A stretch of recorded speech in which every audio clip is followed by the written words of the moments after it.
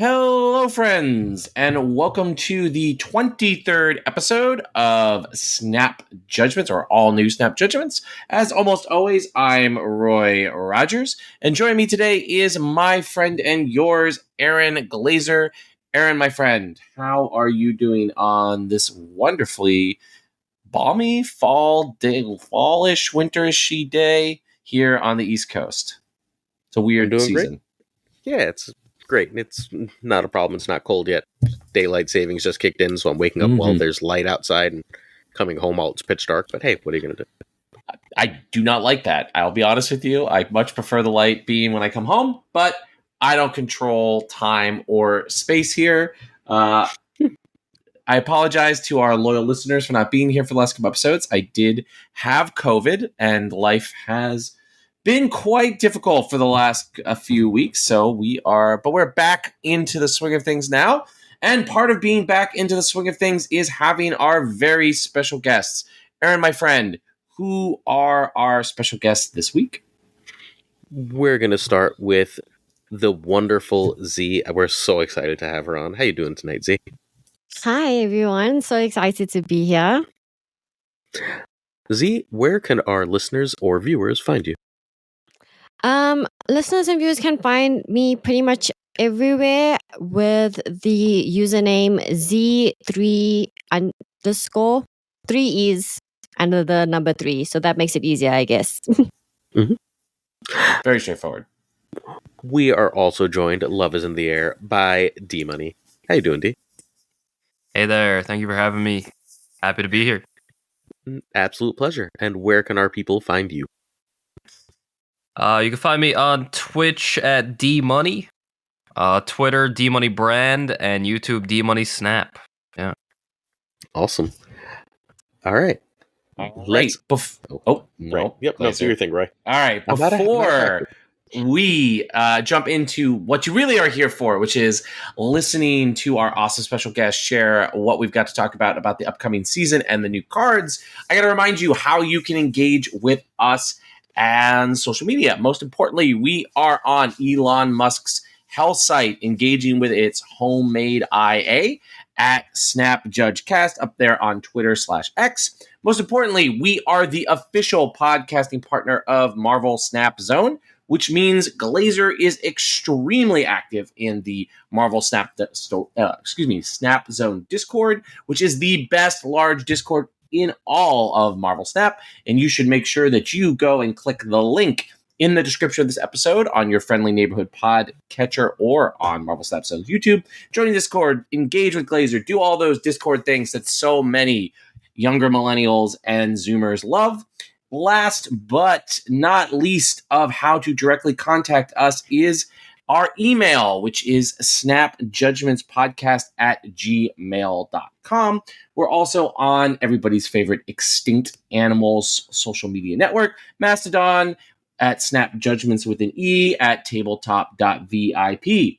But the crown jewel of our content, beyond obviously what you are listening to right now on the Marvel Snap Zone YouTube, is our own YouTube. The Snap Judgments YouTube channel, where Glazer produces every single day but Saturday a Snap Take, is found at Snap Judgments Pod. Glazer, if our loyal listeners were to become our loyal viewers, what would they find, rather, on the YouTube right now? So I decided to turn every episode into a full show, which means that we're looking at my shop every day. We're doing shop and bundle guides. We're doing tips from Marvel Snap Pros. And we're doing, as always, at least 2 brand new decks every single weekday. And usually that sounds impressive that I do all that, but Zee just did a full year of streaming every day. So suddenly my work ethic is just oh. I haven't missed a day since March, and I'm usually so proud. I can't even imagine if I can make it until next March.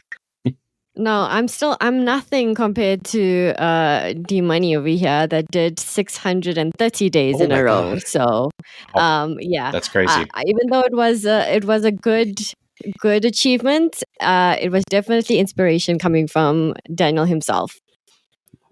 I don't even think I've eaten lunch 632 days in a row. So that's very impressive. Very, very impressive. You streamers are made of different stuff than us mere mortals.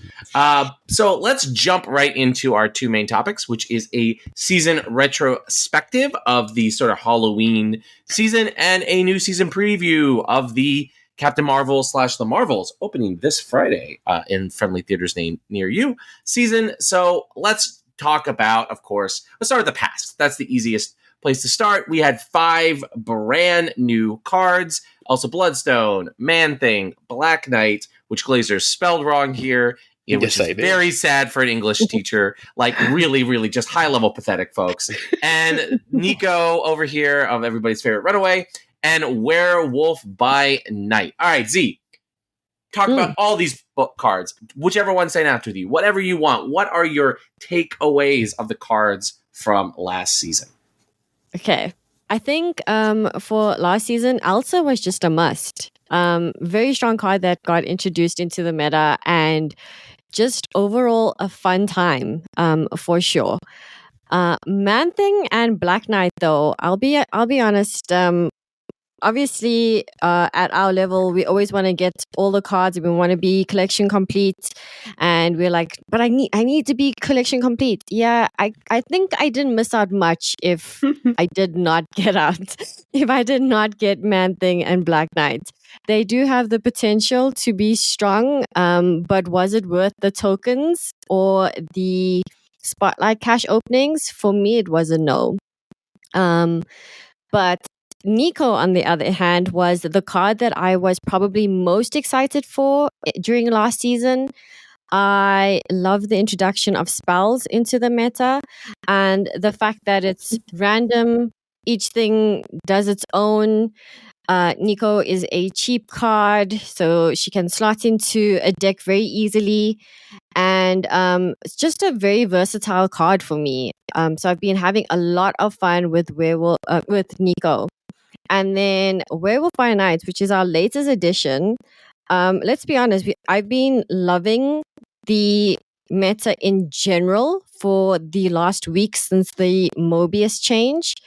And I am a self-proclaimed surfer queen. So you're going to give me a 3-cost card that's now going to bounce around on my board and can get buffed by Surfer, and Surfer's just full of unrevealed cards. Yeah, this was just a card that is very, very fun for me. D? This season sucked. Yeah, I agree with a lot of what my girl Layla is saying over there. But yeah, I mean, these cards, this was like some of the most powerful cards that we've seen released in the game. Like probably the most powerful month of cards. I do think Man-Thing is a little underwhelming, but he's actually could pop off pretty hard. Sometimes he becomes like a 411 or 413. Like it gets a little crazy. But yeah, I mean it's no doubt that Elsa was bonkers, and this is like I believe the first time they changed the season pass card during the season that it was released. So that should tell you something.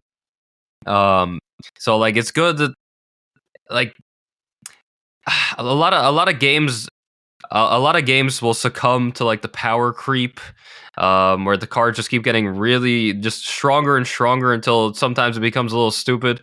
But as long as they balance it out, and that's the great thing about Marvel Snap is that they have the weekly balance changes. So it's nice that they're, I guess, taking risks and not afraid to go back on what they put out there for us. So I think it was a lot of powerful cards here, but still some fun stuff. And I do agree with Z that Nico is a very versatile card and fun to play.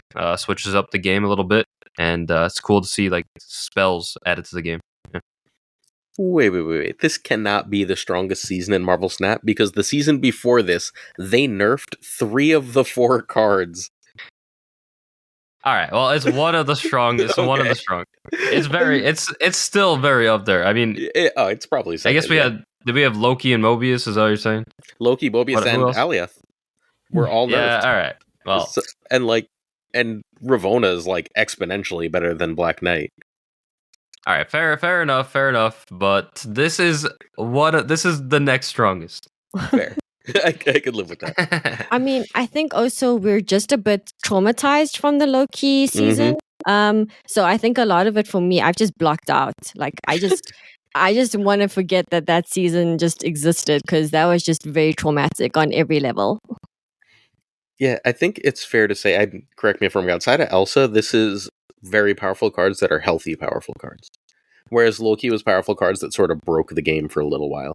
Like, and Elsa as a +2 is just kind of fine, right? Like, she's not busted anywhere. She's a very good card, maybe top 10 in the game, but she's not like, oh my god, number 1 like she was. So, I don't know. I really enjoyed this season. I want to shout out Man Thing more. Like, that's just a really good card that happened to come out, and then like 3 weeks later, everyone started running Shadow King, so everyone started running Luke Cage, and then he was just sad. Like, yeah, there are metas where he's a dominant card. It's just, I think Man Thing is really, really good. Like, and I did not expect Man Thing to be good. Also, when you guys talked bad about Black Knight, Super Tech God doesn't know why, but he just started crying on his stream. So, just, that was ice cold. It was ice cold. I think the coolest card from this season was Nico. Like, I found a lot of the other cards to be kind of boring. I mean, not saying they're bad, because Elsa was clearly busted, but I thought Nico was really cool, and I think it's super awesome that she landed in a playable state, because I know that in the run-up to it, it felt like there were a lot of haters that were like, no, there's no way that this card could be good. It's too random, blah, blah, blah, blah, blah. But I think she's ended up in a really cool place. And I think it's a good place to be because she's a compelling character. I mean, anyone who's encountered Runaways knows she's awesome, and she has a compelling design. She has some great suits, so you want to collect cards of her. So, like, Nico, I think, is like a really ideal card to put power into, and I'm awesome. I'm really happy that she landed. The rest of these cards, like, I could take or leave as play experiences, and Elsa was definitely too strong. But overall, like, I think the fact that Nico is, I think, going to be a fixture of Marvel Snap going forward, I think is a really cool and really healthy place to be. Like, that's when I think back to this month, that's what I'm going to think about. And yeah, I really enjoyed this month overall. I think the meta was mostly fun. So, let's start with D this time. Is Werewolf going to be nerfed? Yeah.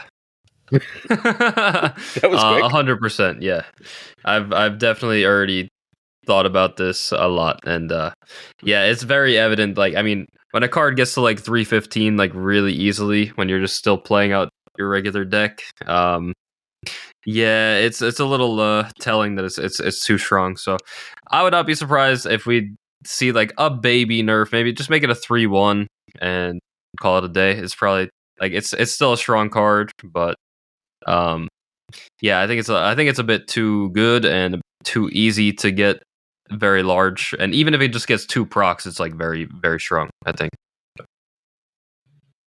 Z, yell at him. 100% agree with that. I think right now, Werewolf. I mean, of course, I'm always going to advocate for the surfer cards, but if it's as strong as Werewolf, then no. And I also absolutely love Shadow King. I call him MVP.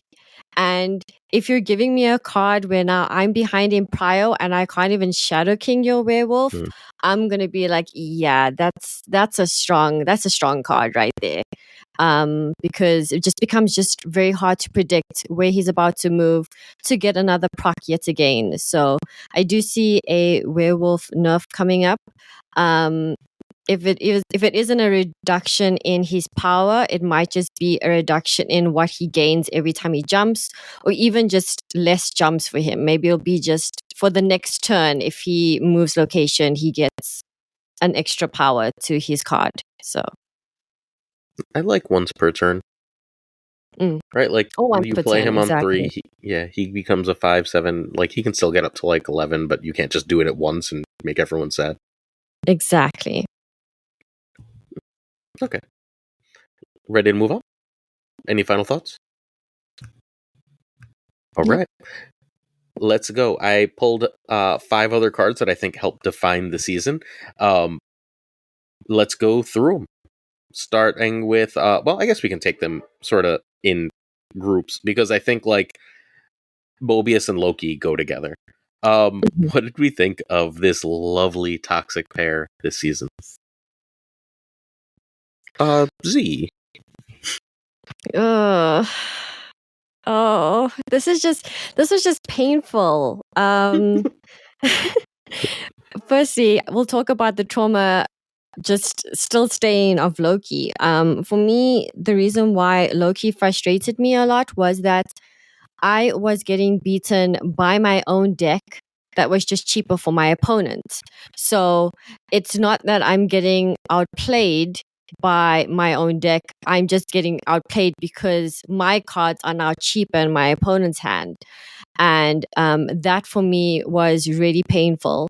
And then you introduce Mobius, and as a combo deck enjoyer, as a Sarah Stan, this just threw me completely out the window. I just, every time I even debated queuing up Sarah, I'm like, I'm going to go and I'm going to queue up Sarah. And the very first matchup that I'm going to have, somebody's going to throw down Mobius on turn 2.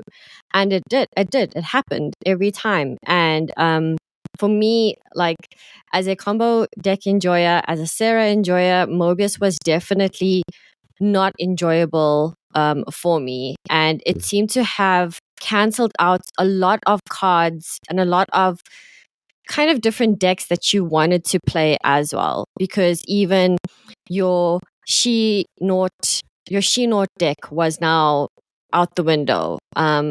Anything pretty much that had power before, or if you wanted to change up the meta, just felt like it wasn't going to do well anymore. And so it felt like it became very one-sided. So if you weren't playing Mobius Loki, then you were just going to be outplayed and you're just going to lose and just not have fun with it. So it was definitely a combo that I'm still not enjoying, especially since it's going to be reverted a little bit on coming Thursday. So, yeah. Do you think it's still good as a 3? I do believe that it's still going to be good. The ongoing Mobius is strong enough. Yes, I know that the extra cost to the card makes it a bit weaker. You can't throw it down on a turn 2, but it does render, like I said, like a lot of decks. Again, like your She-Naught, I'll bring up She-Naught again. That's still going to be an unplayable deck in the meta.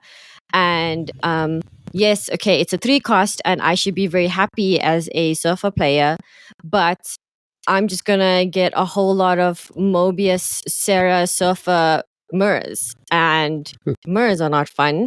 So it's kind of gonna be like, it's gonna be interesting for sure, but I do feel like reverting it is going to be strong. D? I don't think Mobius is going to be good. I think he's going to be insanely good. Ooh. Yeah, Mobius is like not only do I not like when there's a card that just makes so many decks and cards and archetypes unplayable, but I also hate when there's a card that you have to include in your deck or else you're just at a disadvantage.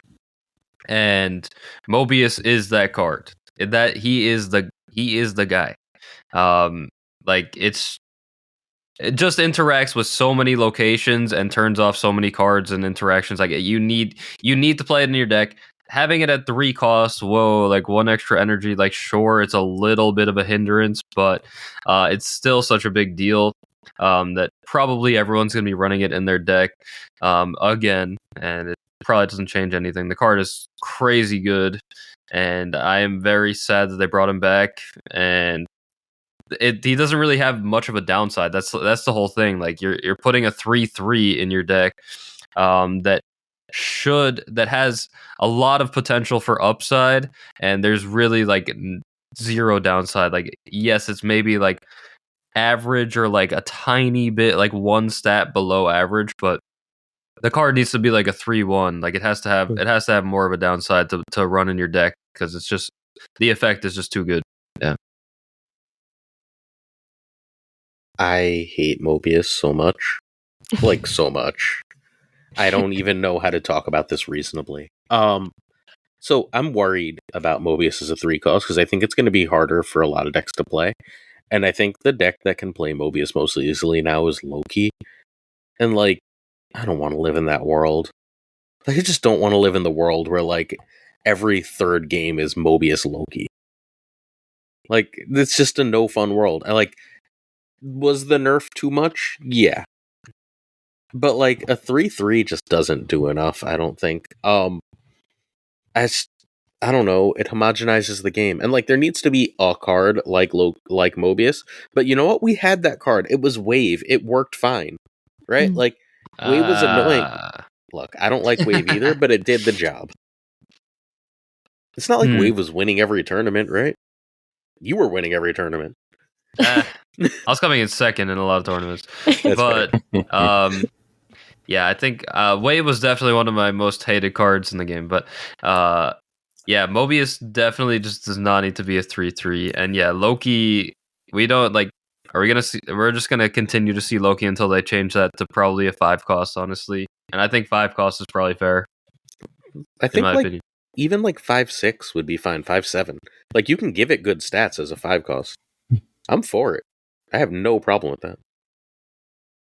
Look, Loki for one turn is annoying, but, like, I mean, okay, right? Like, now I have to build my whole deck around seeing this on turn 5. Like, fine.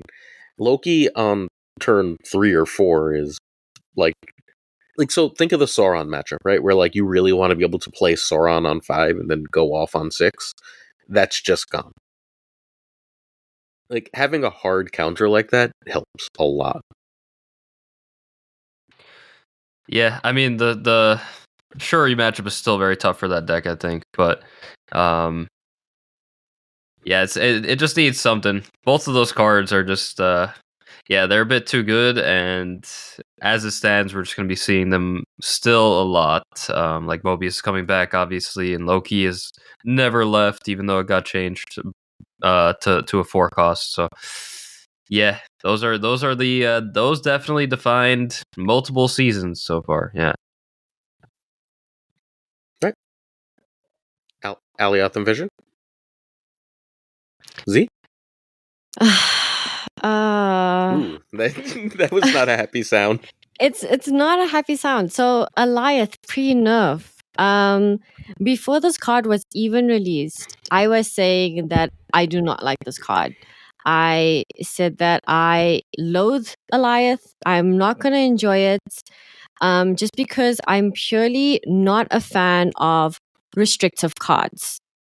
I don't like cards that lock you out, that cancel your turn, that just pretty much can render your whole play style or your idea useless. So Alioth pre-nerf was definitely horrifying. I don't think I even touched the game a lot when Alioth was first released.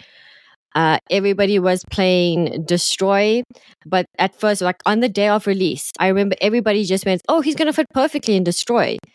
And then I think it was just a few hours later, Alioth was seen in pretty much every single deck that was being played. So you'd be like, "Oh, look, I'm against a Surfer deck," and then turn 6, and Alioth just pops out of nowhere, and you're like, "Oh, okay." But it works, right? Because if you're rendering an entire turn 6 useless, especially if you're gonna storm out one lane and then you're just gonna, go on your 50-50 on another 2 lanes, you're probably gonna hit the correct lane. So Alioth pre-nerf for me, he had way too much power, considering that he just renders your turn useless. I remember even one time I decided that I was gonna play the Brood Absman Forge deck that was just ruling the meta at the time, and then people had slotted in Alioth, and that became a very strong deck. And I played it just to prove a point, and I ended up playing Alioth on turn 4, on turn 5, and turn 6. So I rendered 3 turns useless for my opponent. And I'm like, yeah, guys, don't worry. This is not a problem, right? We're all fine with how this card is, you know. So Alioth is just not a fun card. Pre-nerf definitely was more frustrating. At least now, post-nerf with the less power, I feel like he is a bit easier to pretty much play around.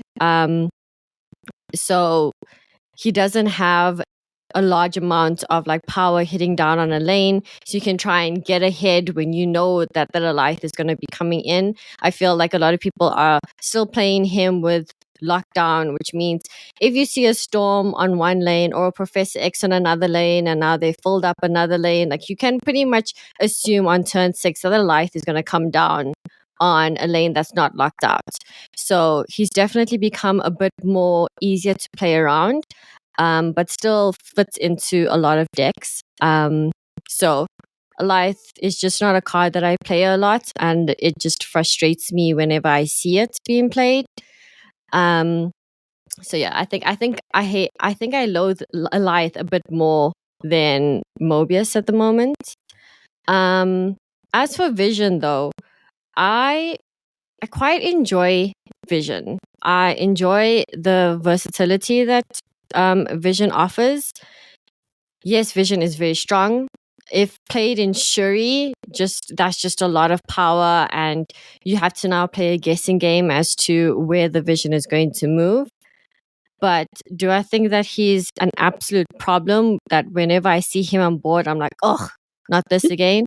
Not really. I feel like Vision is just a strong card, and he needs to exist. I feel like Vision needs to exist, especially when Storm is just also a very, like, flooded location is just a very popular location that I always see. So I understand why Vision needs to exist. And also, we love Jeff as well. I mean, if anybody hates Jeff, like, you know, I'm going to cancel you. I'm coming after you. But this is just a better and bigger, like, Jeff, except that we need to play him somewhere playable before we can move him, you know? All right. D? Yeah, Alioth, the fart cloud. Yeah, it's basically just Leader 2.0, Arrow 2.0. It's one of those cards where if you're ahead, then you win. Like most of the time, especially if you have a lane locked down, like Z was saying, with Professor X or Storm there. It could get pretty stupid, not gonna lie, but also not gonna lie, it feels pretty good when you do it against other people. It's a little bit of a guilty pleasure to just emit the fart cloud on your opponent, and sometimes make some fart noises into the mic, you know, and just like really go over the top with it. But yeah, I think the card is pretty toxic, but I do not mind it so much being at 6-3 at the 3 power. But also it's just like, it usually comes down to like, if they have it, then I'm dead, and if they don't, then I win. And sometimes you gotta take the risk. Sometimes it's scary, and sometimes when you lose 8 cubes to it, you definitely want to just not play for the night, you know, anymore. But it's a card for sure. It is a card. Yeah. So I like 3 cost Alioth, like, a lot. Like 3 power. I mean, 3 power, not 3 cost. 3 cost. I like Yo. 3 cost Alioth. His name is Negasonic. Great card. Yeah. But 3 power Alioth is, I think, not like balanced. It's supposed to be a strong card. It's built to be one of the better cards in the game. But I think for one of the better cards in the game, it's a fair bet one of the better cards in the game. Like, now Ms. Marvel, Doom, Vision, like Vision was an unplayed card until Alioth made us all go, oh wait, that's actually good, right? Like Jeff is in every deck anyway, but like Jeff can now like equal its power. If you play, like, it's usually fairly obvious when they're playing an Alioth game plan because they're just trying to get ahead in multiple lanes, right? And if you can tell that they're doing that, I think it's like a reasonable challenge. It's reasonably fair to beat. It's not, look, I don't play the card like almost ever. I basically take any deck that has Goliath, and unless it's a lockdown deck, I played in like Professor X Lockdown and Thanos. But outside of that, I just replace with Legion because I love Legion, and Legion still steals cubes. But like, if your opponent has it, it's not that hard to play around anymore. It was when it was 5, and like you couldn't just doom and then it would just be a tie and you would lose tie breaks because they were ahead. Like that was a problem, right? But I think it's kind of okay. And more, I like what it does to cards that sort of move around and are super interactive. It forces, if you don't want to play it, it forces you to play this really interactive game where like you're playing stuff and moving stuff and like trying to figure out how to bounce stuff and what to do. There's almost no worse feeling in the game though than trying to win with like a hit monkey, and then like you've got 3 cards in one location that just get Goliath off, and you're just like, oh, my hit monkey doesn't get those 6 power. Doesn't it? Shit. No, it does not. Oh, Well, isn't it based on timing? Like if who's going first? If they have priority. If they have priority. Yes. I mean, if they have priority. I think Alioth's most interesting thing is the way he pushes priority as a system. Like I think more cards that sort of push the play around priority being designed, I think is really cool. I think the biggest problem with Alioth is this tension at Marvel Snap that I think players, theoretically want games to be like more like consistently all 6 turns matter, but I think people actually really want that last turn to matter like a lot and to feel like you have agency in that last turn. And Alioth is a card that shrinks the agency. Like it makes turns 1 through 5 really important, and then like can just blank a turn 6 and make you feel like you had no agency when actually you really did have a lot of agency. You just needed to be playing those games 1 through 5. And I think this is actually a problem that Marvel Snap has frequently had with the ways in like Galactus, complaints people have had about Galactus. Like the way people view Marvel Snap is they tend to like only pay attention to splashy effects and ignore micro decisions that lead to like the situation that put them in. And Alioth is kind of like the latest of these cards that does this. And I think now that it's 3, I think it's at a place where it more emphasizes like the good things about Alioth that Glazer was outlining here. Again, for me, it's the way it like rewards players who like really intuitively understand priority and can do these kind of things. And like I hate hit monkeys, so like anything that punishes like those kind of games, I'm all about. But I definitely see why people were upset by Alioth, because again, he can just invalidate like your ability. It's like, okay, we're close. It's a close game. They're slightly ahead in a couple of lanes. If I put a couple cards here, boom, I win. Well, Alioth could say, no, you don't get that lane, right? And this plan that you worked for didn't pay off because you didn't get that 6th turn. When if you maybe had realized that Alioth was coming, you could have been like, oh, I can't do this on turn 5, on 6. I have to do it on 4 or 5 or whatever. Like, I think those are interesting abstract games of Marvel Snap, but may not be the most like pleasant play experiences. I think that was very well said, Roy. Yeah, I do agree. I do like cards that force you to play around things, and that's why I started to not like Hearthstone, for example, because like it didn't really matter the order of operations that you did things anymore. Like it usually like there's like a meme like draw last, like Omega lol, whatever kind of thing. But like in the current state of the game, like you can misplay and like it doesn't matter as long as you play your good card. Like who cares? And I think that could be said for Goliath sometimes. Like sometimes it'll just play itself out and it'll be like, yeah, I have it, so I just win. But sometimes, like even if my opponent tries to play around it, like it doesn't matter sometimes. But there are a lot of times where you can manipulate priority or do a different kind of play that will manipulate the priority to allow you to play around the card, and that is true. And I do like that it does make you think about the potential of Goliath in the future of the match, and you could set it up in a some kind of way. So I agree with you. Yeah, I like that. But crossbones matter. Come on. Well, like any card that makes crossbones meta has to at least be kind of okay sometimes. Z, do you have anything you want to add because otherwise, I'm going to move us forward to the next slide. You got anything you want to add here? No, I'm good. All right, so let's jump into sort of the last bit of the season, which is competitive play. So how, we'll start with you, D-Money. How did you feel about Ladder to Infinite, Infinite Ladder itself, Conquest, the tournament scene, as a competitive player, as a serious player of this game? Sort of how did the October Halloween season feel for you? Yeah, I really did not like it, like at all. Like I did not have that much motivation to play, honestly, in this last season. I mean, a lot of it was the Elsa when Elsa was pre-nerf. It was just whoever. It felt like everybody was playing a very similar deck, and you have to include like Elsa, Angela, and Kitty Pryde in your deck. Whoever draws that kind of combo first basically wins. So my motivation was very down. Didn't really like it too much. The ladder climb to infinite actually felt the most difficult, I think, in a while. Maybe because of this coin flippy scenario that kept arising. Maybe because of all the Loki gamers that were still out there. But yeah, it did. I did like that it felt more difficult to get to infinite because that's one of my gripes with the game is that they keep making it maybe easier to get to like the top rank in the game. So I do like that it was easier, but of course I still got a lot of bots in that regard.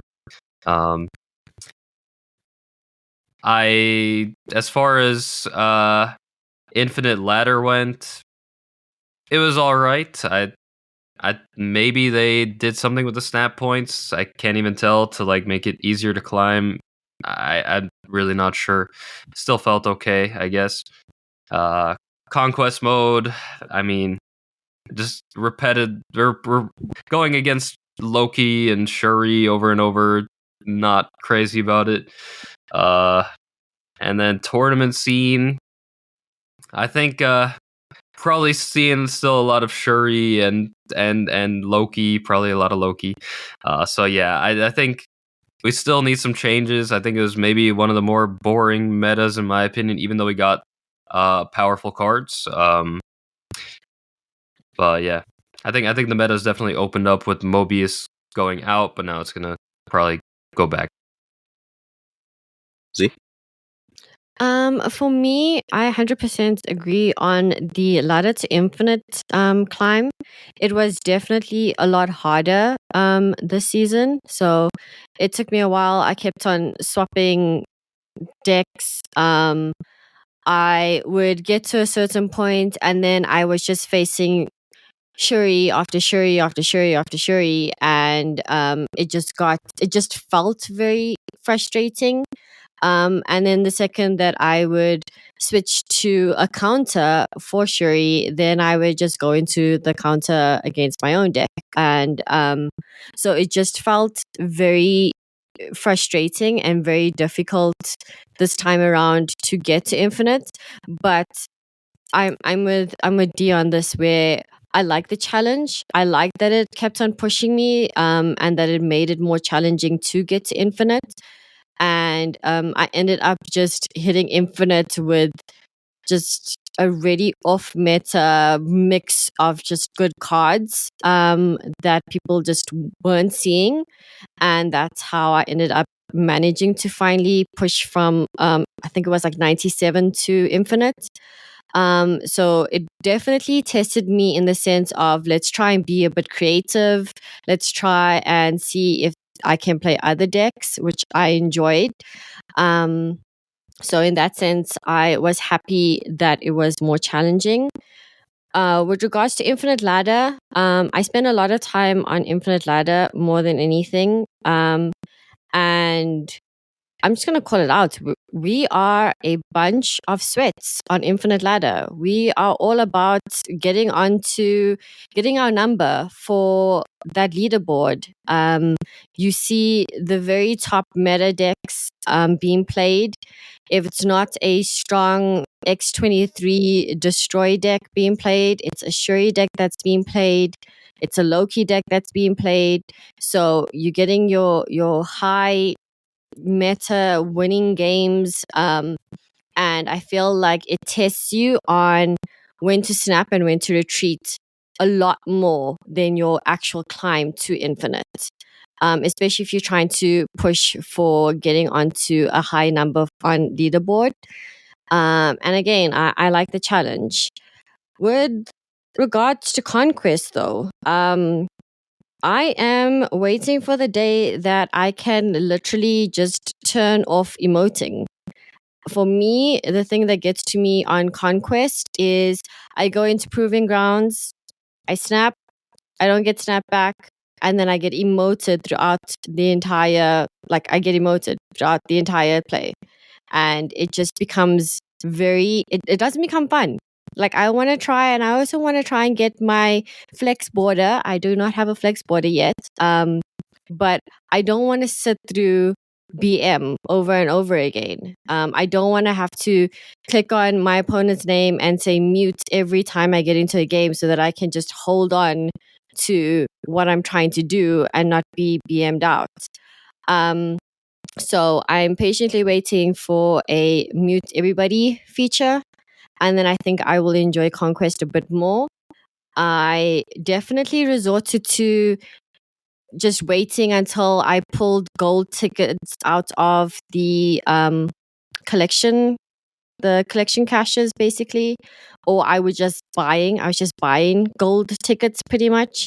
I did not want to touch Proving Grounds whatsoever. And that definitely helped me just grind for the Iron Man variant. And then I was like, okay, I got it now. I'm happy. Let's leave it at that. And then yeah, with regards to the tournament scene, I didn't compete, but I did watch a bit. And yeah, I feel like Thanos is just always just a strong competitor when it comes to tournaments. People really like to cook with Thanos, and it's always interesting to see how Thanos works in tournaments, and then you take it into your ladder climb or your infinite ladder or conquest, and then it just does not do the same thing. And I'm always like, wow, that's pretty crazy. I need to learn to get good, So I did not have the same experience as you guys on my ladder to infinite. I don't know why. It was very smooth. It hasn't always been. I don't know if You're I just just the hit best, a random mark. I mean, obviously. I infinite ladder makes me sad because I don't have time to really engage in it, and I miss I miss the casual mode that infinite used to be. You know what I mean? It used to just be we'll just play some jank and we'll see what happens, and maybe someone will be testing a major deck, but it's not that serious. And now you go in to infinite ladder and it's just always sweaty, and I don't really have time to engage with it in a real way. The very first day it came out, I went from 3,200 to 2,900, and then I went to work, and I came home from work, and I was 4,300, and I was like, oh, well, shit. I can't do that every day, right? That's not a thing. Yeah, that's you gotta quit your job, bro. Yeah, never. I love it. But I don't know if I can engage with it. So it's great. I'm happy it exists for a lot of people. I just wish there was also still a casual mode, and people go, Proving Grounds is casual mode. It's not, because Proving Grounds isn't really Snap, right? Proving Grounds is silly fun time, but it's not even casual. Because you're not playing Snap, you're just going Snap and hope. You know what I mean? You're trying to play as fast as you can to get as many tickets as you can. It's lame. It's fun, but it's not the same. I love Conquest, but I badly mistimed this month. I usually grind the last weekend of the month, and I had 0 free time this weekend. So today, literally all day at work, I went into games of Gold and Infinite Conquest and conceded so I could get trophies. It was definitely not the best feeling ever, but what are you going to do? It's better than the crappy tokens they'll give me. And I don't want to say worried, but not happy about the tournament scene. Because the Snap Fan Opens are now seemingly dead, right? The World Championship thing is gone, and Alphos's life has sort of been extremely busy, and we haven't had any Battle Arena, which means there's smaller tournaments, but there's not as many bigger tournaments or as regular tournaments streaming. And for a while, it felt like we were gonna have a major weekly tournament scene. And now it's once a month that we get a really big tournament, and it's not a great feeling, and I'm a little worried about it because I truly think tournaments are like one of the ways to grow the game the most. I did not know that about the that world championship thing because I'm qualified for that, but I guess they don't have that. So, someone asked about it the other day, and the answer was no, that's dead. From someone who should know. But like half the writers left for CCG Hub, and I think like including the people who were running the tournaments. All right.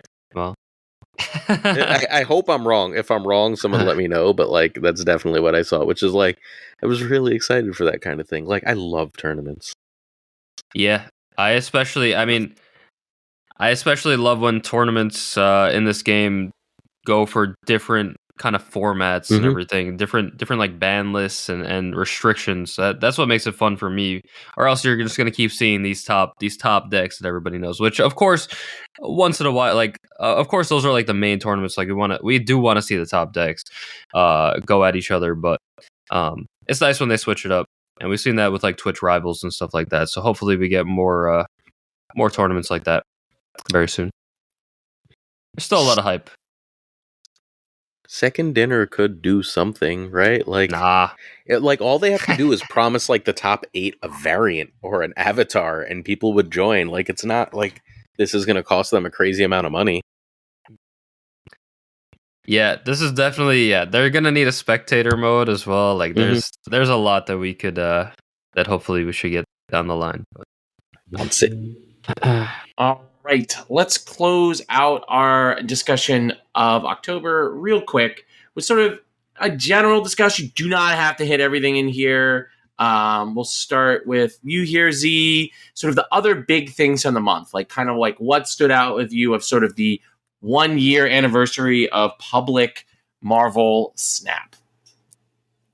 I actually loved the 1 year celebration. I love the daily login rewards, the Twitch drops. Obviously, as a streamer, we love drops, right? Because we know our viewership is just going to just multiply. So during Twitch drops, I was fortunate enough that Twitch drops happened when everybody was at TwitchCon. So it was fantastic for me, and it actually helped me get to my partner push. And that's how I managed to be successful in my partner push. So I was very grateful for Twitch drops. So I'm always going to advocate for it. But yeah, absolutely loved the 1 year celebration. It was also just it felt very nostalgic sometimes, especially just interacting with chat. People said, oh, I remember like last year when it was released, like that's when I started playing. And then people were always asking, oh, when did you play the game? And of course I didn't play it as the game like launched. I just was kind of just very casual into it. And then I eventually I fell in love with the game and I started playing it every day. So definitely created like a very nostalgic feeling for the community. Everybody talking about, oh, do you remember this season? And do you remember when this was like busted? Or oh, do you remember how people used to play this deck over and over again? And so yeah, 1 year anniversary was definitely a fun time. And I think the best thing that I've liked though is the spotlight keys that have been introduced. I love that I don't have to, scroll through now to get to my spotlight. So every time I go into my collection, I need to be like, oh, I'm on this level, but now I got to scroll again to try and see where I'm trying to show somebody something. So the spotlight keys definitely look very clean for me. And I enjoy that I'm able to be like, oh, I actually have I have like 7 spotlight keys. So let's try and like plan it out with regards to tokens versus keys. And yeah, I think that was my favorite change to how the game looks right now. Yeah, I mean, I love all of it except for the spotlight keys. How you have to, if you like, I had like 15 spotlight keys, and they made me like go through every single animation and then scroll up to the next one, click on that key, lame, and then watch the key go into the thing, and then scroll up, and then it was that part was not that great, but everything else, yeah. I mean the anniversary, everybody loves free stuff. That sounds pretty good to me. And the Twitch drops, love it as a Twitch streamer, like Z was saying. If only I wasn't at TwitchCon, but it's all good. All this stuff is great. Cosmetics, they just keep getting better and better. Yeah, really good stuff altogether. No complaints here. Besides that one. Almost no complaints. I love all of this, even though like Twitch drops help you guys, not me. I'll take a free variant. I think spotlight keys are brilliant. Like, just they can sell us spotlight keys, right? Like, as long like that's gonna be very, very, very useful. That like they can make it a like potential conquest reward, like to like just be like, all right, if you clear infinite conquest, you can have a spotlight key. Like, that's amazing. Like there's just so many ways to do really cool. They could have a tournament where the prize was 4 spotlight keys, right? Like, people would go so hard for that. There's just a million different things they could do with spotlight keys that they couldn't really with spotlight caches being tied to collection track, and I think it's really, really exciting.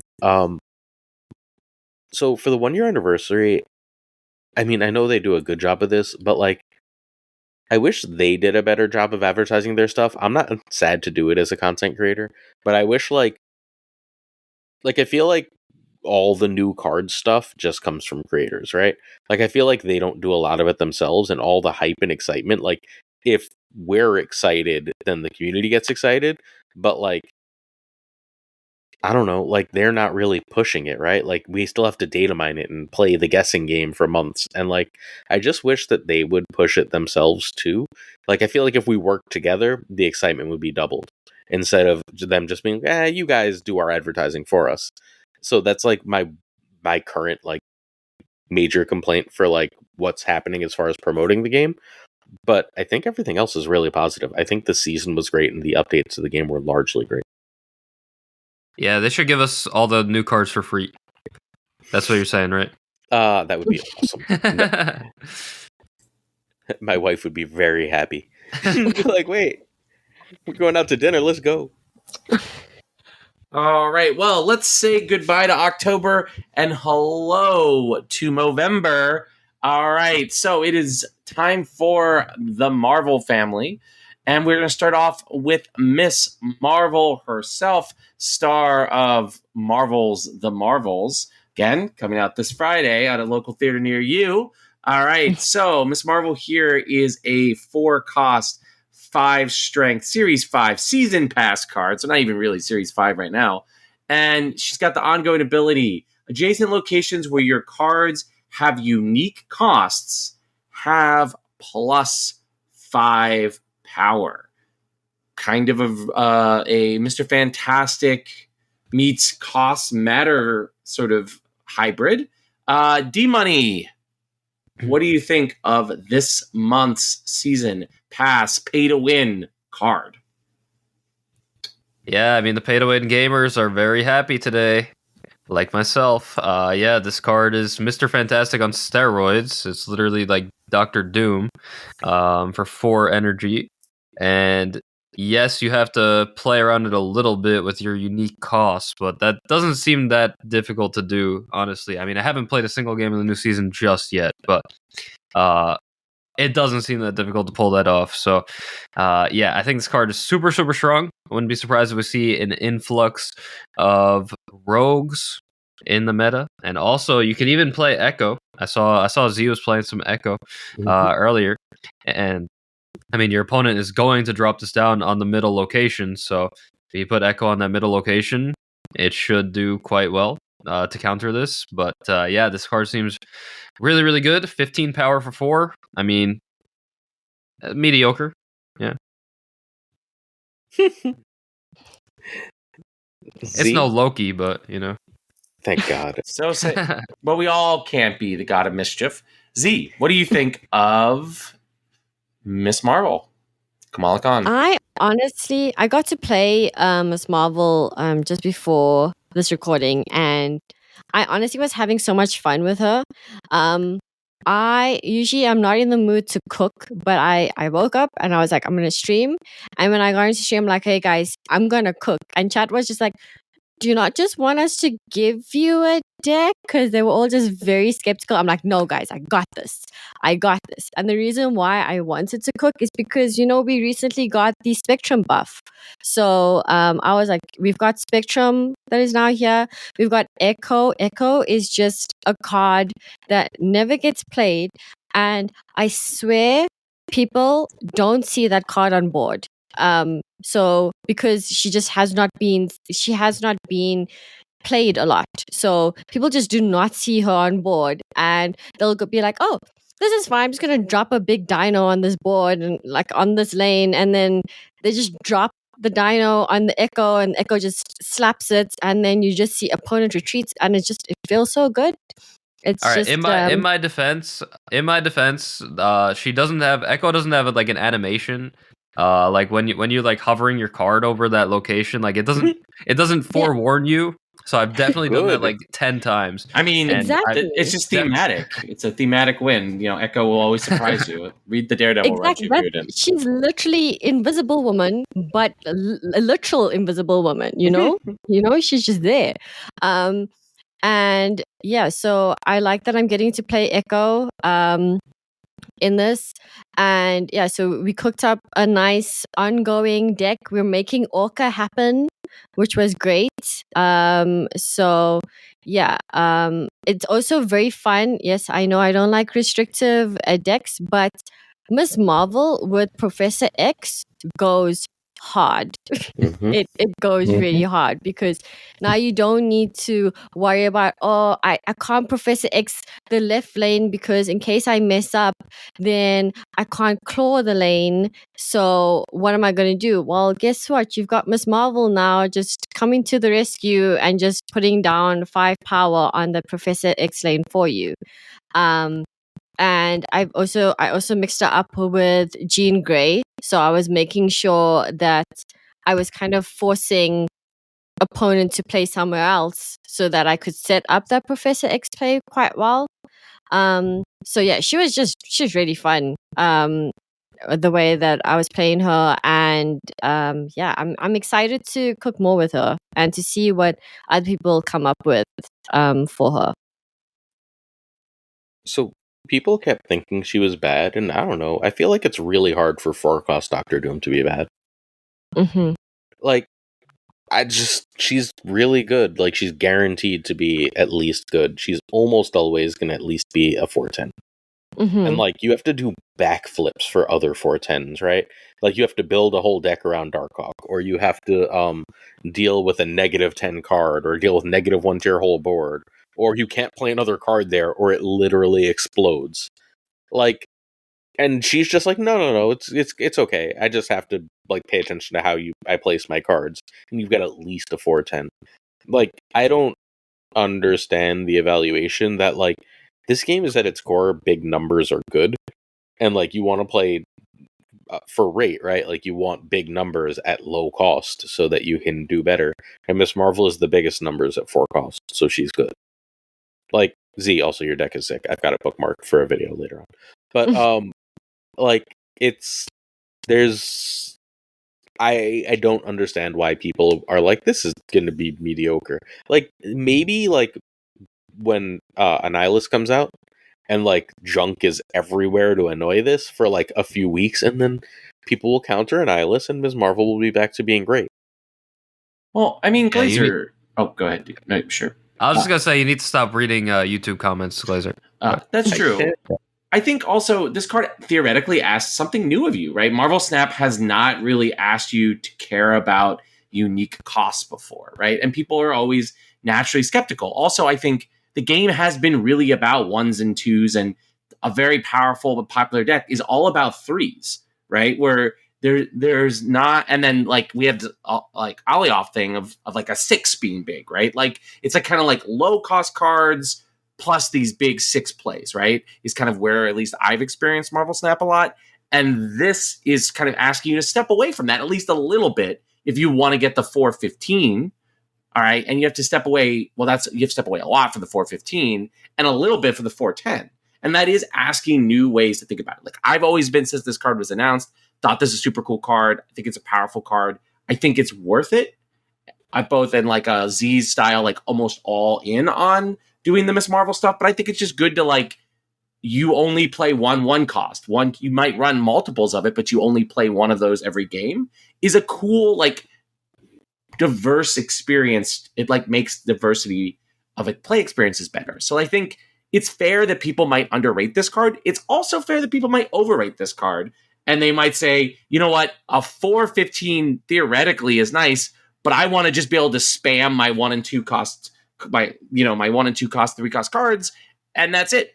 Like, and then play an ollie off so they can't win. Right? Like that's what I want to be able to do. I don't want to care about this sort of fiddly, oh, I played a 3 over here, which means I can't play my other powerful 3 over there. Like I played my, I don't know, I'm just pulling cards. Jean Grey here, so I can't play Mobius there too. Like I don't think people, like that may not be worth it to people. So I think this card, I think is super cool. It's awesome. I'm really excited to play with it and see people play with it.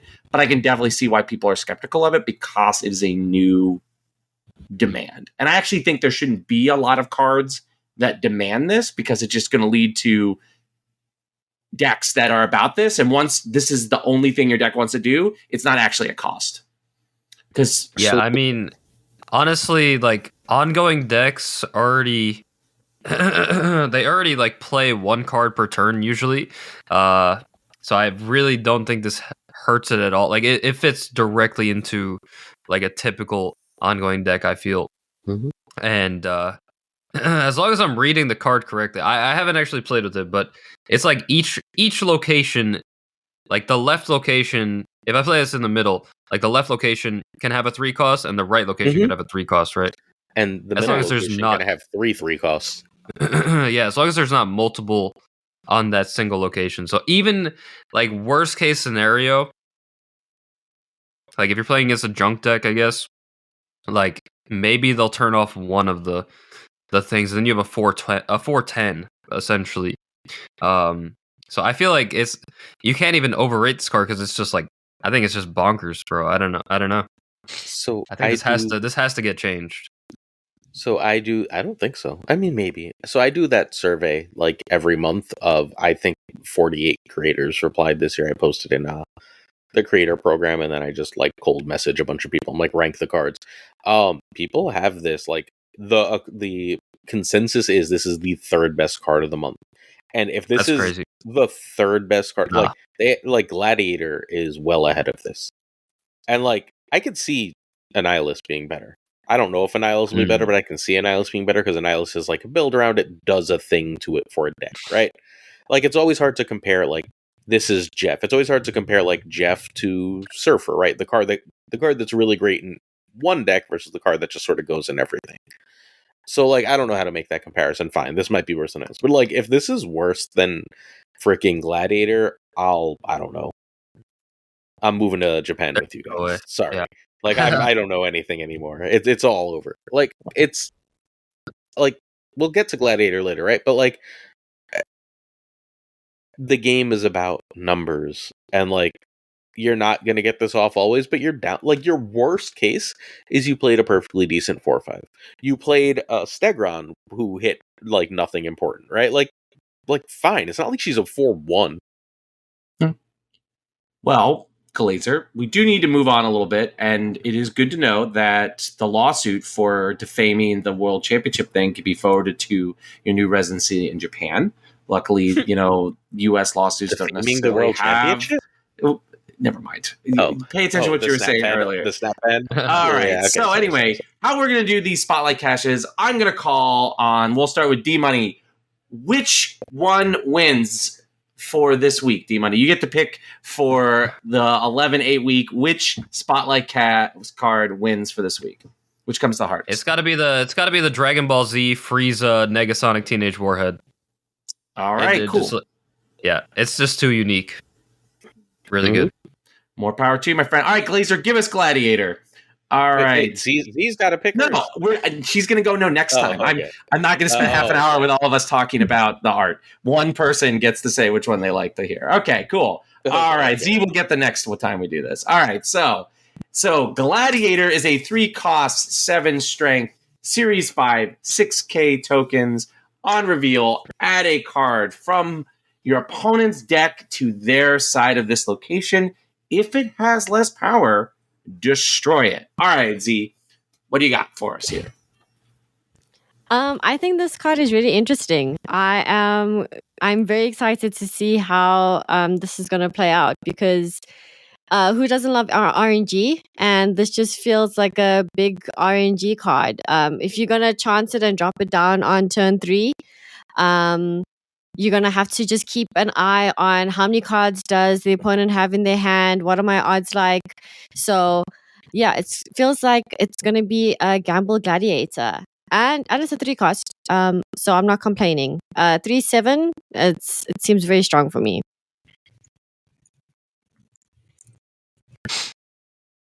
DMoney? Yeah, I mean, 3/7, of course, really good. It really reminds me of Hearthstone card called Dirty Rat, where you play it and it takes a card out of your opponent's hand, but this card can actually destroy the card. So, seems intriguing in like a destroy deck. I don't know if that actually helps with that, but if your opponent is playing a destroy deck, then it could be devastating. Yeah, I mean, it seems like a good card in general, though. 3/7, I don't think you could go too wrong with it. It's gonna definitely lead to some clips for sure, some hilarious clips. But yeah, I think it's a solid card, but nowhere near as good as Miss Marvel. Nowhere near. I think this card is bad. Like, not even like just kind of bad. I think this card is bad. Ongoings and on reveals happen, and that just leads to so much crap. Like, so many bad things can happen here. Like, you hit a Doom, and you're just like, oops, Sag. Right? Like, just lost the game, gotta run. Wait, do they get their reveal before they die? They get their on reveal and the ongoing. Well, the ongoing doesn't matter as much if it gets destroyed immediately. Like, I mean, sure it does if it's like Null or Devil Dino. Well, yeah, but I meant, but that's true. But there's like good, but I mean, the same as that's what the on reveal. But I mean, like, ongoings are less dangerous with this card than they are the on reveals. Typically, yeah, to some extent. Like there are cards like Darkhawk, like in Devil Dino, where like if you could eat their Darkhawk before they could play it, that's awesome. And it's not their hand; it's their deck. Like if it was their hand, I'd be all about this card. But it's their deck, so like that might as well just be their bottom card. It doesn't matter that it wasn't their bottom card. It's really, really expensive Yondu, except it can sometimes lose you the game instead of just being a like mediocre one drop. Again, look, there are going to be times where it's going to win you the game, and they're going to be like you're going to play a negative deck, and there are going to be times when you hit Iron Man and you're like woohoo, and there are going to be times when you hit Mr. Negative and you're like, did I just give them Mr. Negative on 3? Gotta go. Like I can't bring myself. I just don't understand why I'm not playing a better card in that spot. And basically everything but Destroy. And even a Destroy, I don't love it. And like now, like let's say I give them an Infinite, right? Yeah, I can just Shang that. But now like that is where my Shang has to go. What happens if they're playing other big stuff? And they got that for free. Like it's just I think everyone likes this card apparently, but me and Browdy hate this card. But I think you've sold me. I think I hate it now. Fair. It's just like, and people are like, but what if you just play it on Cosmo? I'm like, then why wouldn't I play Maximus? Which downside sucks, right? But at least it's not losing me the game. Except for the times Maximus has lost you the game when you have to play it on 3 and it draws 2 good cards. Like compared to the way, like. Sure. I mean, you should never be playing Maximus on 3. Like, spoiler, Maximus on 3 is not a thing. I agree. But like, I agree with you, so. But like, you can play Gladiator on 3 or on 6, and the exact same situation is going to rise. And people are like, what if you Shuri it? I'm like, then I just spent my turn 4 and 5 making 14 power and taking a card out of their deck. Like, well, I think the difference. Okay, Forge, and just I don't care. I actually think in many ways, like Gladiator and Maximus at 6 are kind of similar cards because at least with Gladiator, you have a better sense of like what's in their deck. Like what haven't you seen? Like you're gonna have like a Maximus has no like downside. have Ascension. Never with Gladiator you're gonna 100% know unless you're cheating. Gladiator you can't just really took do him a out. Marvel Snap. Like what's Gladiator would be like, okay, what haven't I seen? Like, but like no, Maximus I haven't seen Doctor Doom. has literally no downside. Yeah, Maximus has to be better on 6. Yeah, but like I think that this card is all about the law of averages. Like if the meta game says that you are much less likely to like not blow to blow up there, or more likely to blow up their card than not, the mid-range good stuff decks will just play this. Like the KM best style, like you play the best card, we'll do this. Because if you are in many games, most games, a majority, 60% of your games, getting the full value of this card, you just retreat the times that you pull Doctor Doom and you leave. Like that's it. So you just leave. But like you're getting full value and still losing a lot of the time. You're just taking free losses also. I don't think that logic works with Like I don't think that logic works. I think that's why so many of the like top end creators like this card. It's because they're doing the math. They're looking at the law of averages. Now I know I've been playing card games with you long enough to know that you don't like these kind of effects, right? But I'm just telling you. That's where I think it lands. I have no idea. I'm not a math person. Like, and I think Roy is on the copium, bro. He's so optimistic I don't care. right now. I respect it. I respect it. Like, I can't tell if you're playing devil's advocate or if you. I'm not playing devil's advocate. Genuinely. So I know why people like it. I get the upside. I just feel like your upside is a 3/7. Right? Like, unless this is a destroy deck, your upside is literally just a 3/7, and that's like a lot of extra work for medium upside. It's not like your upside is win the game. Your upside is a good body. Like, I mean, I guess, but like, I'll run Polaris and get a pretty damn good body. Or like, God, I could run Wolfsbane, right? Like, there's so many options for things I could do that aren't going to lose me the game when they don't work.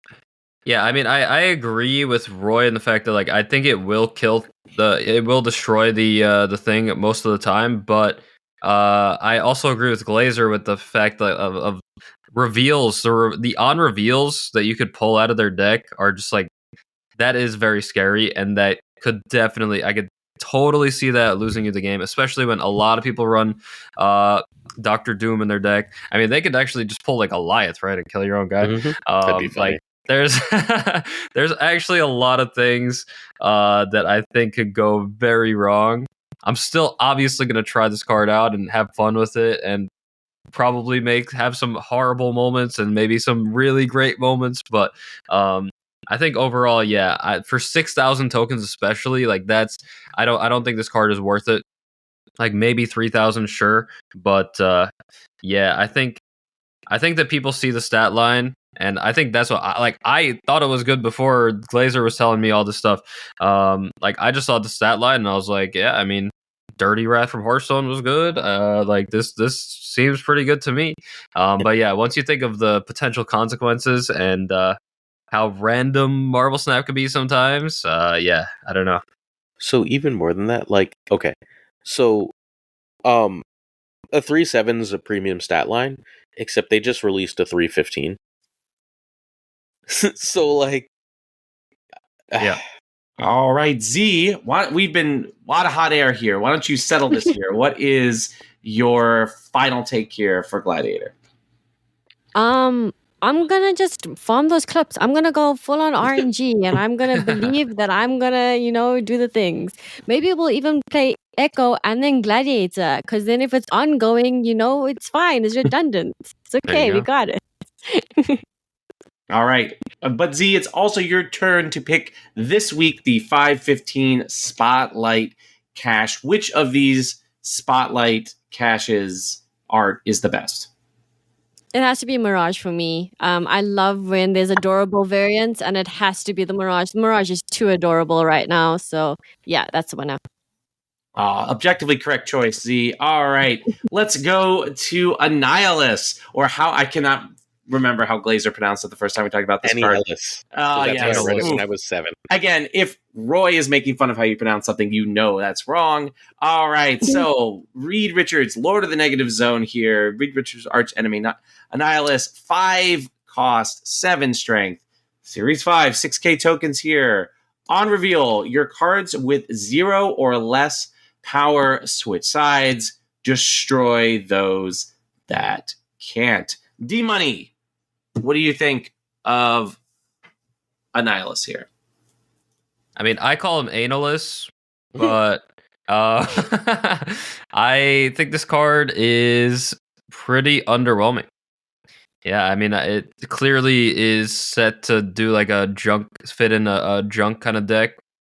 And like, sure, it works well with the sentry thing and like a rock here and there, but I mean, it's got like fine stats. I think it's okay. I don't know. I'm not really crazy about it. I don't see it being so good. It's just you're using up your whole turn for this, and it's only wait, is it every lane or It's every lane. Yeah, it's every lane. oh Every wait lane. oh Oh, no, never mind. It's okay, good now. maybe it's good. It is every lane. maybe it's pretty good actually. Yeah, that makes it a lot better. I swear I read it maybe when it was like data mined or something. It said like only that location. I don't know. That does make it a lot better. Still using up a lot of energy, and your opponent can maybe play around it in a sense by filling up their locations, but yeah, that's not bad. Yeah. So I feel like if my opponent has filled up all their locations on turn 5 in Marvel Snap, I usually won.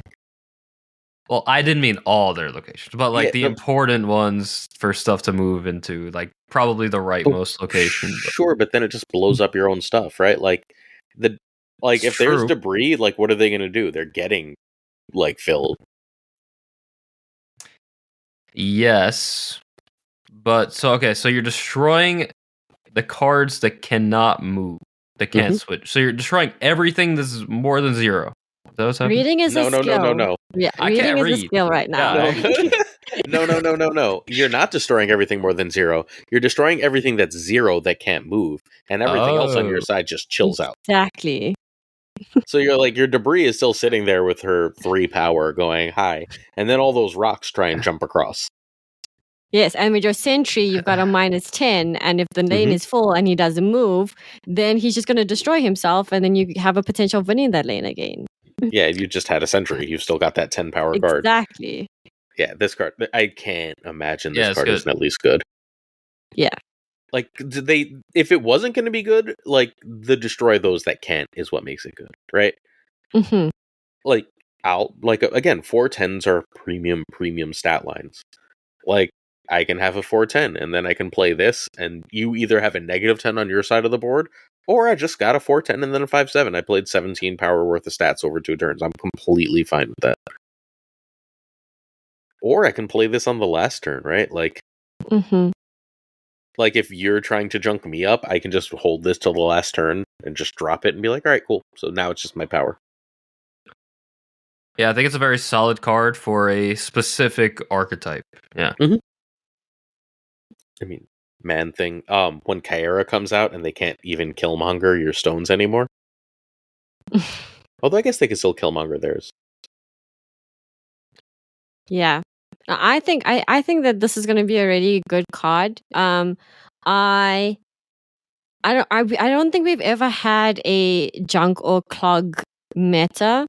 So I feel like whenever a meta is going to shift in a different way, yes, we're going to get a lot of mirrors, but then it's always exciting just to see what people kind of just cook up, stretches people's creative side.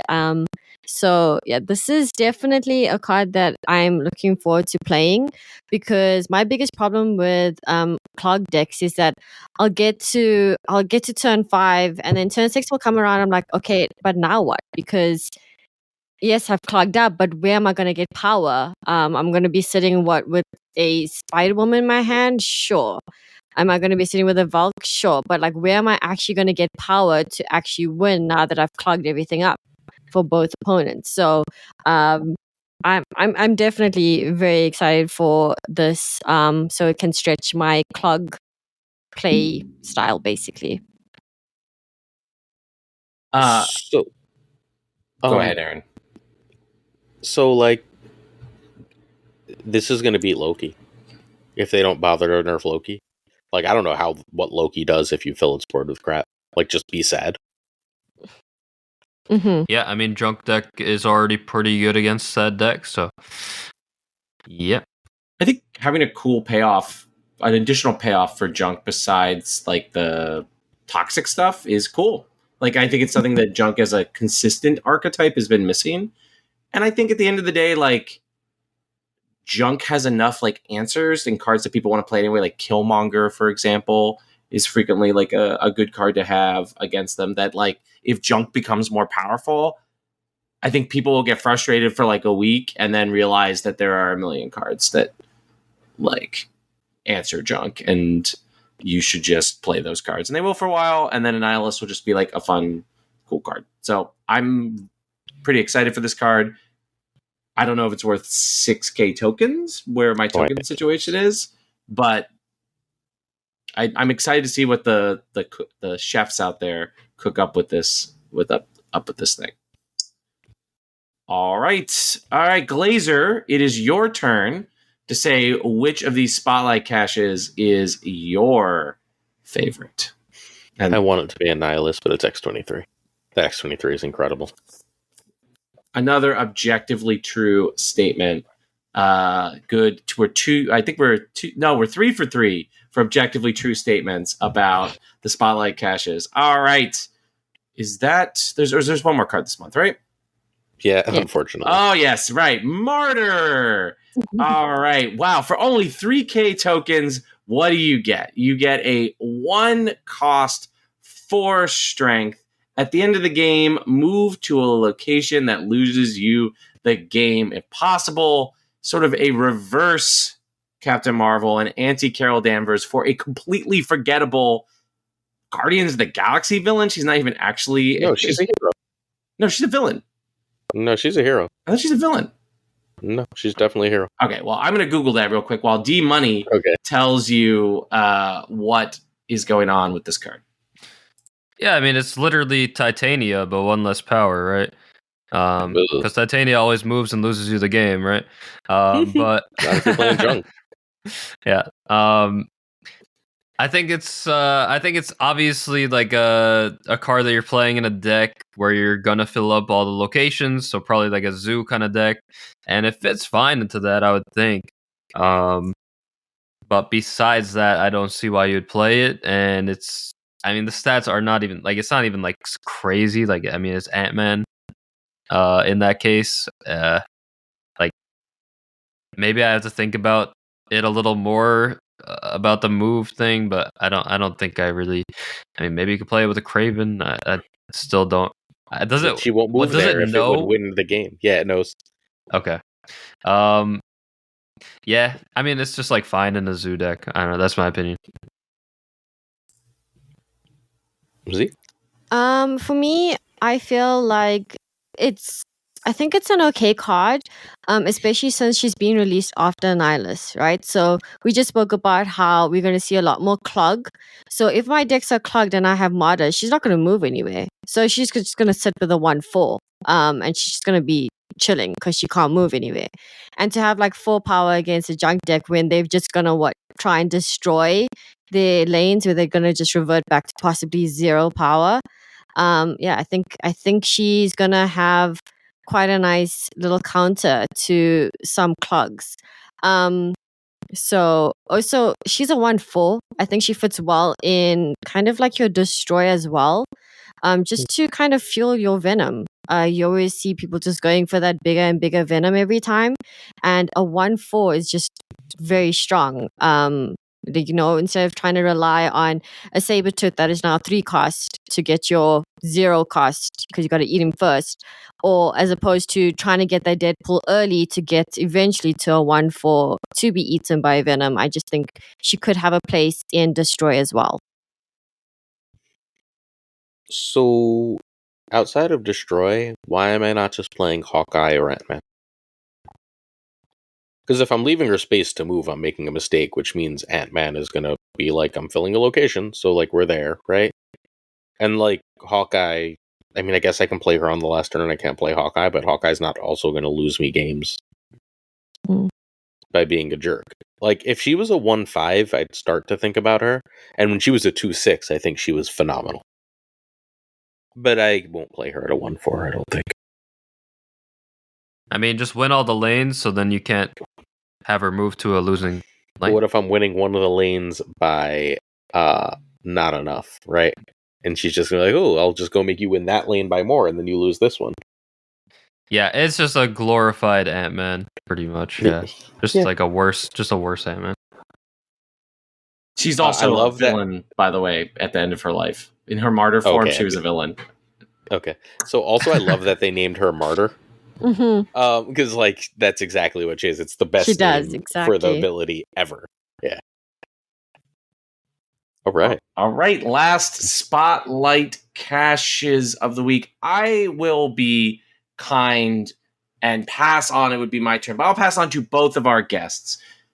We'll start with you, DMoney. Which of these three would you pick as the winner for this week? I think it's a clear choice. So it's got to be the Martyr variant. Okay, Z. I already own the Jean Grey, but I'm gonna vote for the Jean Grey as well. This is I think the most like amazing variant in the game, just in general. And this artist literally has one variant in the game, Mukesh Singh, and this is it. And I think it's phenomenal. So I'm gonna go Jean Grey on this. Z with the objectively correct take. All right, let's move on to more science because I believe the next one is the. Oh no, with other seasons for the thoughts, right? Excuse me. All right, so we'll start with you, DMoney. Best decks do you think going into the new season, and do you expect any big nerfs sitting here at the beginning of the November Captain Marvel season? Yeah, I mean Loki obviously is what comes to mind, and yeah, like I said before, 5 costs, make him a 5 cost. Just do it, please. But yeah, I think that's gonna be the best deck. I think ongoing an ongoing lockdown deck is going to be very strong, and I also think that Thanos is going to remain at the top as well. The deck is just so versatile. And then probably Shuri, just because of Shuri. But yeah, those are probably the best decks in my opinion. Yeah. Did you want me to continue? Yeah, go for it if you want. Decks I'm excited to try. Miss Marvel. Just ongoing, like all the new cards, anything new. So I'm just gonna slot everything into the decks that they're supposed to go into, put the gladiator guy into, or put the Annihilus into the junk deck, put the 1/4 into a zoo deck, call it a day. That's what I'm excited about. Just playing with the new cards. Excitement, new bundle thoughts. I will buy every bundle ever, probably. As long as it. I need to like check to see if I have a better variant for it, like for the card, but like most of the time the new bundles are fire. And my excitement, rate my excitement, A through F. I'll give it a B. Yeah. With regards to me, the best decks, 100% agree with what Daniel said. It's gonna be Loki until we see a change. Thanos is still gonna be there. Shuri is still gonna be there. Just strong decks. Especially with Mobius coming back in. Just we're counting down the hours at this point, I guess. And then decks that I'm excited to try, like I said, I'm just excited for Clog at the moment. Like I said earlier, I always just get to a point with Clog and Junk where I just don't know my next move. So when Annihilus comes out, I'm definitely very excited to see how that's going to play out for me. And yeah, as for the new bundle though, I was definitely that She-Hulk is just sitting in my shop and just it's calling my name. And I'm like, yes, I will become broke for you, She-Hulk. Don't worry. So definitely an amazing bundle. And 6K tokens. I mean, who doesn't want 6K tokens these days? I don't want 6K tokens. You don't want 6K? Oh, I've got 52,000 tokens. Well, I think Glazer's the rich getting richer here, so you know. I mean, look, I'm buying it 'cause I need that She-Hulk, but yeah, So. in America, that's a tax write-off. Yeah. Nice flex. I'm very jealous. If only we had, some sort of trade option, I would definitely want some of those tokens. But yeah, I'm very excited to get the She-Hulk bundle. And my excitement for new season. I mean, it's day 1 of new season. I'm always excited for new change. And I think the fact that seasons are so short in Marvel Snap is one of my favorite things about the game. And so day 1, I'm always like, my excitement is an A, solid A. I think the best deck is going to be junk. I think we're going to realize that, like, I don't think the answer exists the way we think it does. Like, I mean, destroy is the answer, right? But, like, I'm just going to throw armor into junk and be like, good luck. Like, you're going to hold all your best destroy stuff until turn 5? Like, I'm not going to have priority on turn 5, right? I'm playing stuff that has 0 power.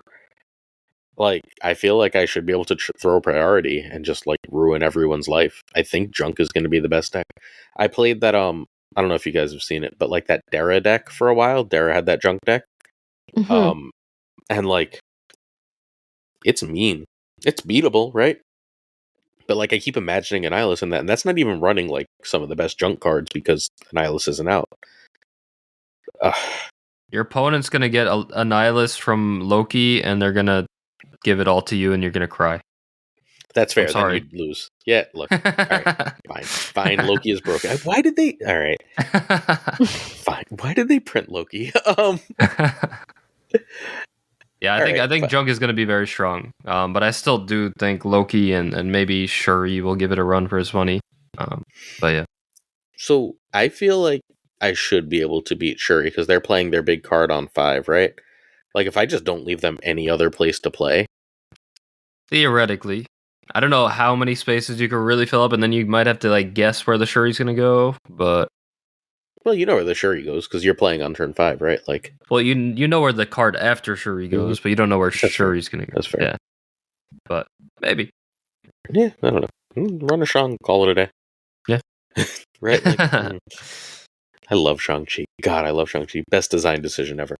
I'm excited to play that junk deck. I don't know if there's anything like I'm super crazy about playing. I think after 2 fairly wild months of cards, Annihilus is the only like build around here. Ms. Marvel is good, but I'm reasonably sure she's gonna just go in regular good decks, and then we're gonna put Onslaught in those decks. Or Spectrum, as the case may be, right? Like, it'll just be like a general good deck, and then like you don't have, like, Doom went in a lot of decks because Doom is good. So you will play good decks, and then you will also have Ms. Marvel, and then you'll just have a way to, like, make her win games sometimes. No one's messing with Mystique yet, but I'm very excited for when people start messing with Mystique with her.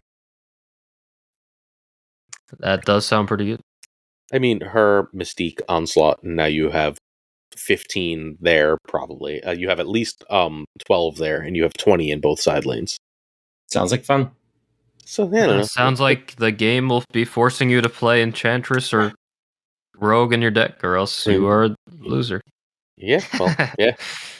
And then I just stick a Super Scroll there, and he rogued me, and I'm like, I still got Super it. Scroll, yeah. True. Don't worry, you play Dog first. There you go. Yeah.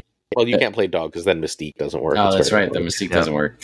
Yeah. So, but like, yeah, no, this would be, and or you look, you just drop Echo mid and grin, right? It's fair. But either way, like, there's a lot of, like, it's a game, right? Like, it's no. The way Glenn always describes these, I wanted to say this earlier and I got distracted. The way Glenn describes them as quests. Miss Marvel has a quest, and it's a really interactive quest.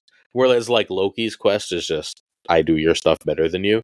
Like, Ms. Marvel has a quest that, like, you want to complete the quest to get her ability, right? Like you want to play a unique cost card in each place. You want to play her in the middle, and you want to get this power, and then you get the benefit. But your opponent can mess with that in like 1,000 different ways. And I think that's just like super cool. And like they don't have to run a totally different game plan to mess with that, right? Like a green goblin could ruin part of this game plan. Like your space is at a premium in the middle location, so on. I think it's going to be very fun, and I hope that this is one of the best decks in the meta because like I like interactivity. I think the game is more fun and healthier when both players are doing things and trying to mess with each other and playing against each other. Well, that is a good note to throw us into real science. Back to talking about card art, always full of objective facts. We have 3 variants of the week for Miss Marvel here. All right. Who picked the Miss Marvel on my left here, which I believe is Ryan Gonzalez's, right? That's Mhm. all right. That's Rian. Yeah. All right. That's Yuzi. You're one of the folks who picked that one. So justify your decision. I'm the self-proclaimed bestie of Rian, so it's a completely biased decision. I absolutely adore all of her variants, and I'm lucky enough to have the print that Daniel won from Creator Clash 2.0 of Jeff. So yeah, we stan Rian Gonzalez. That counts for you. The we there was a royal we, D-Money there. I did vote on that one as well. Yes. it's the best. I love Rianne's stuff. She's got some really really nice stuff. It's just like very cute. It's got all the it's got always colors that pop out, and yeah, I mean look at that little plane in the background. It's great. No, the kitty balloon. That too. Who he's over there on the right here. I am the Peach Moco. That's the season pass one that we all get for completing level 50 of it. I love that art. I think it's cool. It looks stylized. It looks like it's popping out. That's going to look gorgeous when it's animated. It feels like the character in a really cool way. It feels like the comic cover in a really cool way. And I generally want my characters to be doing something in art. And this is a super actiony piece of art. A little bit too flash, but like her head, her like everything is in like one like place, you know, like her head is like it's covering the whole body. Like I don't know, man. Yeah, it's fine. I need to see like more of her, I think. Then I would like it. I think it's one that's going to look better animated than this. When it goes 3D, you'll be able to see more of her body. No, I need the shiny logo. That's what it is. Shiny logo. All right. I picked the one in the middle, mostly because it's the closest to sort of like when I think about it's weird to call them classic at this point because Miss Marvel still feels like she was invented 5 minutes ago, but it was like 20 years ago now. Anyway, it feels like her original comic appearances, which I have a lot of sentimental attachment to. I mean, all of the she's one of the best ones for variants. It was actually really hard to make a decision, so I went with this one because it just feels true to her sort of original run of comics, which I'm a fan of. So there we go. Again, pure science here in the variants of the week, and that brings us as to slowly saying goodbye to you all loyal listeners. But before we can do that, we got to remind you. D-Money, where can our loyal listeners, our loyal viewers find you? And should they follow you on, say, Twitch, what would they get from you and your content? You're gonna get the best Marvel Snap content after Z's content. You're gonna get the best Marvel Snap content out there. I like to play unique decks to the top ranks, off meta decks. That's what I kind of strive for. That's what I built my content around. So yeah. DMoney, twitch.tv/DMoney, really simple. And you can find, you never know what you're going to walk into on a DMoney stream. That's all I'm saying. So, my turn. All right, so there's 2 things I really love about D's content. First, he's playing a deck that no one else is playing. Like, every time. No one else has anything close to that deck. My favorite is when it's a YouTube video, because then I steals it for my video. But, it's also played so stupidly well where I'm like, that deck can't be that good. And then he's like, well, I won 30 straight games with this. I'm like, could you stop being OP at Marvel Snap? So if you want to learn how to play like really cool stuff, because like, I don't not want to be mean, but anyone can play Loki, right? Like, it's not hard. You just, your cards cost one less and you go slam cards. Like, if you want to learn how to play really cool stuff at a really, really high level and just have a nice, like, chill vibe usually, then DMoney stream is where you should be. And the YouTube. YouTube is also great. There, it's, what's that? It's DMoney. Now it's DMoney Snap. It's DMoney Snap. Okay, I knew there was a word after it. Okay. Thank you, Glazer. Thank you. Absolutely. All right, Z, same story for you, my friend. Where could our loyal listeners and loyal viewers find you on these fine internets? And if they did this, they followed those tubes straight to your content, what would they find? So they can find me mostly on Twitch. It's there at Z3 _. If you're gonna walk into my stream, you're probably gonna hear me singing and also just pretty much just laughing at myself. I tend to just play really quickly sometimes, and then chat is just shouting at me, and then it always leads to me just laughing at myself. So we just have fun. A fun time. Sometimes we do try hard and we try and sweat a little, but most of the time I just like to play fun decks and see how much fun we can have while playing fun decks. All right. Well, that's severely underselling how good of a player you are, because I lurk in your stream a lot. Like, you're really good. Like, that's some self-effacing bullshit. But hey, it's fine. We'll pretend we believe you're not awesome. I don't hang in streams because of how good the player was. Lambie streams, I could just stare at Lambie playing forever, and you know what I mean? If that's all I ever wanted. And I do hang out with Lambie. I love Lambie. But like, I laugh more in your stream than everyone else's combined. I literally just watch. It's like a party every time. Like, there's like you're half mocking the chat, you're half mocking yourself, and like, it's pure joy. It's so much goddamn fun. It's one of the coolest places in Marvel Snap to just hang out. And like, if viewers of this podcast will know, I never shut up. I don't even like usually talk in your chat. I just say hi and I watch the show because it's that entertaining. It's phenomenal, and people really need to follow it. Oh, thank you, Glazer. I appreciate that. Yeah, no, chat does bully me a lot, and then I bite back. So yeah, kick their ass.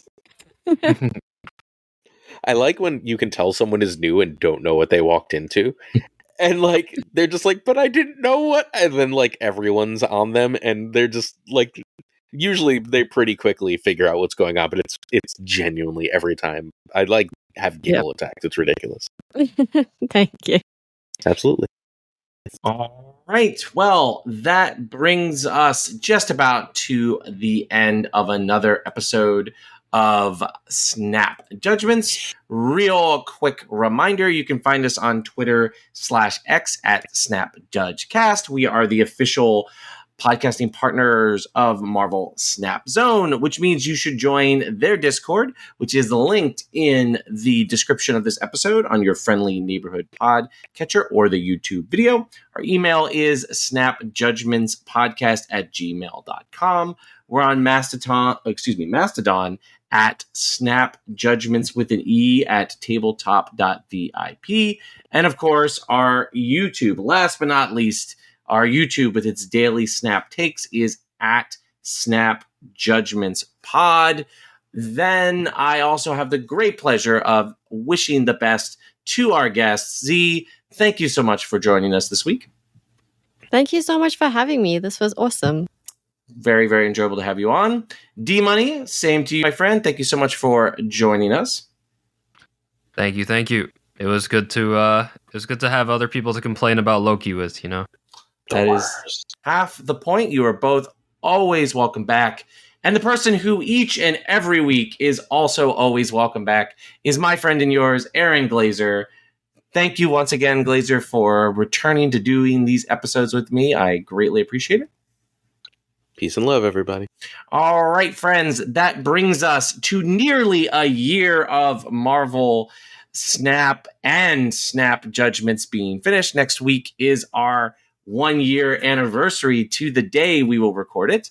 So until then, stay safe, make good choices, and keep on snapping.